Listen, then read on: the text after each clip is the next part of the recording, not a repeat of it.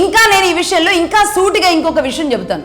ఇదే ఆంధ్రప్రదేశ్లో పార్టీ, ఇదే బీజేపీ పార్టీ, ఆ ఉన్న కొద్ది శాతం బీజేపీ పార్టీ ఎన్ని ముక్కలయ్యిందో తెలుసా? 4 ముక్కలయ్యింది. ఆ ఉన్న దాంట్లోనే 4 ముక్కలయ్యింది.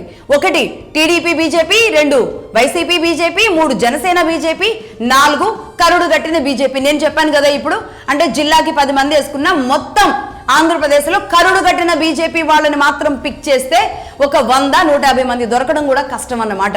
ఇందులో ఏ పర్సంటేజ్లు నేను చెప్పాను కదా, ఒక టీడీపీకి ఏమో ఒక 30% బీజేపీ నాయకులు, అంటే టీడీపీయే ఉండాలి అని కోరుకునే బీజేపీ నాయకులు 30%, కాదు వైసీపీ రావాలని కోరుకునే బీజేపీ నాయకులు 40%, జనసేనతో ఉన్న వాళ్ళు 28%, కేవలం బీజేపీ కోసం మాత్రమే చచ్చే వరకు బతికే వాళ్ళు 2% మాత్రమే.